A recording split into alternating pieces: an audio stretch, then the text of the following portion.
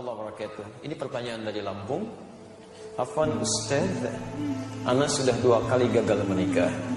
Apakah yang harus saya lakukan untuk memilih calon istri yang selanjutnya? Oh, selanjutnya, Masya Allah.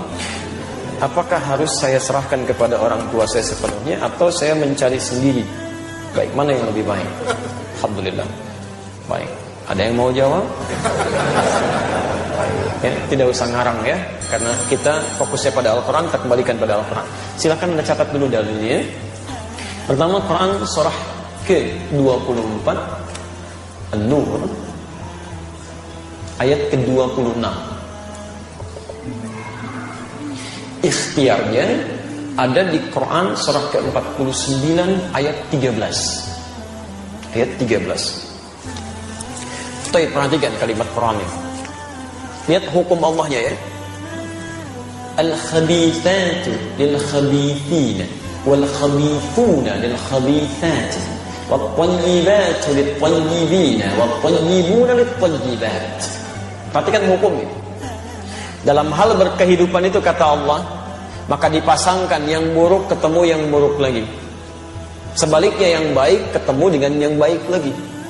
Bila Anda laki-laki yang baik, maka Anda pun akan dipertemukan dengan perempuan yang baik.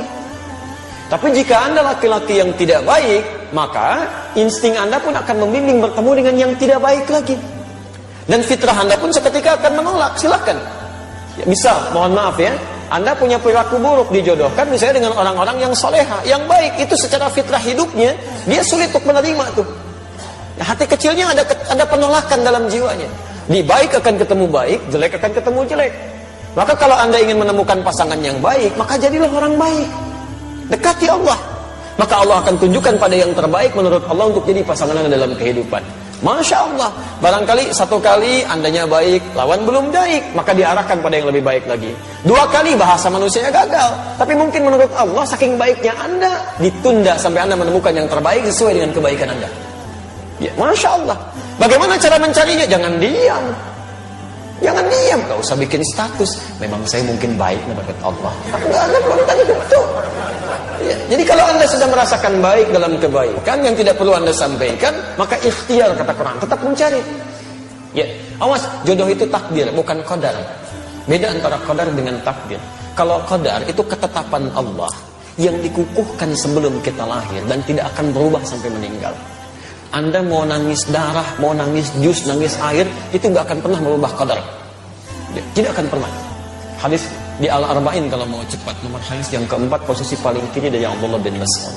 Di antara qadar itu 2 misalnya. Mohon maaf ya, ajal itu qadar. Ajal itu batas usia kita sampai meninggal. Di Anda mau nangis-nangis supaya ditunda waktu meninggalnya, gak akan nyampe Pak. Ibu mau dipercepat, ya Allah, saya sudah bosan dengan kehidupan dunia, saya ingin cepat menghadapmu saja. Jangan dulu, tunggu, belum waktunya. Quran surah ke-7 ayat 34. Walikulli ummatin ajal. Kata Allah, setiap umat saya tetapkan waktu pulangnya. Fa idza jaa ajaluhum la yastakhiruna sa'ata wa la yastaqdimun. Ketika selesai waktunya, itu tidak akan pernah ditunda, dimajukan pun enggak bisa, dan malaikat maut pun enggak akan bisa merubah itu. Malaikat maut enggak bisa. Ya. Begitu waktunya tepat, Ustaz Adi meninggal malam ini jam sekian, selesai.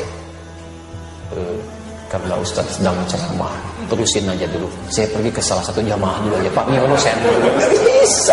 Ya kalau sudah jadi ya jadi, itu ajal namanya. Rizki juga begitu. Tapi jodoh tidak, itu takdir. Takdir itu ketetapan Allah yang dikukuhkan berdasar ikhtiar makhluknya. Ikhtiar. Ya. Jadi kita harus ada ikhtiar dulu, baru Allah tetapkan, diberikan jalan. Nah, kadang-kadang ikhtiar kita keliru, di situ diberikan hidayah untuk menunjukkan pada ikhtiar yang benar. Maka jodoh persoalan ikhtiarnya di Quran surah ke-49 ayat 13. Lihat kalimatnya, ya ayyuhan nas, hei manusia. Persoalan jodoh itu terbuka bagi siapapun. Ikhtiarnya terbuka, ayo cari. Ya, hei ya ayyuhan nas. Nas di situ memberikan batasan, kalau Anda manusia, maka jodohnya pun manusia lagi. Disebutkan 241 kali dalam Al-Quran.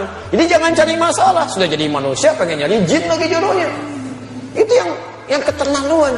Kenapa Pak ada kereta kencana di sini? Oh, itu istri saya. Memang Anda nggak bisa lihat. Siapa Pak? Ya Roro Kidul itu. Oh, Roro Kidul. Masya Allah. Ya, jadi nggak usah macam-macam lah gitu ya. Jin dengan jin lagi, manusia dengan manusia lagi, binatang dengan binatang lagi, selesai. Ya ayuhan nas, hei manusia, cari jodoh di kalangan manusia. Inna khalaqnakum min dzakarin wa untha. Kami ciptakan aturan kedua, lelaki dan perempuan. Jadi jodoh Anda itu adalah jodoh yang berlawanan jenisnya, laki-laki ketemu perempuan. Hati-hati, ini aturan umum ini. Jadi nggak bisa kalau ada laki-laki ketemu laki-laki, bukan jodoh namanya. Joni itu. Ya. Perempuan dengan perempuan itu bukan jodoh juga. Maaf ya, tidak harus menjadi manusia untuk memahami seperti itu. Binatang saja mengerti. Silahkan cek itu saat Idul Adha. Al-Ihsan membeli kambing, masya Allah, disimpan di situ. Kambing itu karena nggak punya nilai takwa, punyanya cuma nafsu, sedangkan nafsu membawa kepada amarah yang tidak baik. Quran surah 12 ayat 53. Innan nafsa la'ammaratun bisu. Walaupun di dekat masjid suara azan itu bergelimang nyampe ke pendengaran kita, kambing nggak akan peduli. Kalau sudah datang hasratnya, kambing jantan ngejar-ngejar yang betina. Begitu. Tapi masya Allah saking sadarnya kambing, yang jantan ngejar yang betina. Sampai hari ini saya belum pernah temukan, dan tidak ada artikel ilmiah mengatakan kambing jantan mengejar yang jantan lagi, kambing betina nunggu-nunggu dikerjain sama kambing betina lagi. Demi Allah saya katakan, tidak ada istilah sampai hari ini kambing lesbi, sapi homo misalnya. Dan Anda bisa tertawa tuh. Kenapa Anda tidak menertawakan manusia-manusia yang homo dan lesbi untuk dia kembali pada kebaikan? Itu poin yang harus kita ambil. Jadi dengan beda ini itu baru jodoh. Ya, ada kemarin kalimat menarik tuh waktu aksi 212 itu kan, ada salah seorang dai menyampaikan, kita itu jadi baik karena diciptakan beda. Coba lihat orang tua kita pertama, Adam lawannya siapa? Hawa, maka lahirlah kita. Karena ada Adam, karena ada Hawa, orang tua kita beda.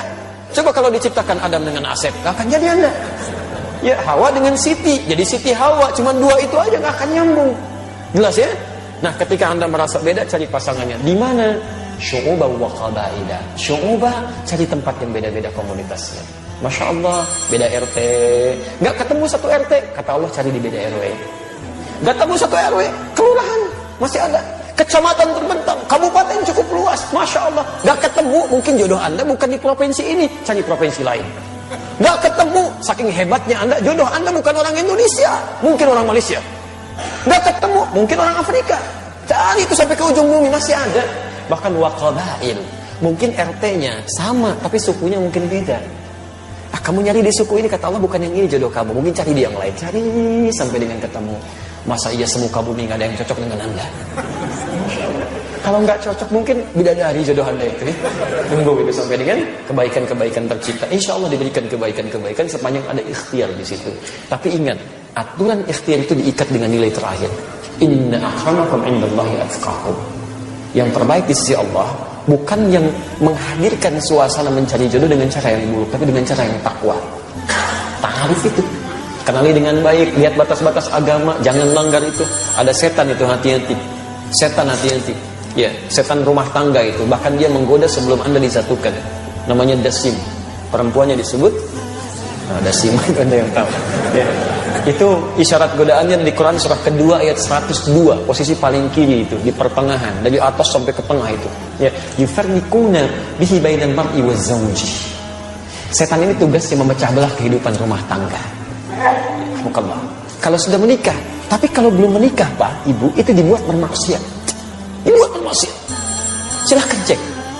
Akan belum dilangsungkan, lamaran aja belum, tiba-tiba dibuat saling dekat supaya maksiat. Naik beca, sebeca, berdua, seakan-akan beca milik bersama, tukang beca nggak ada, gitu aja gitu.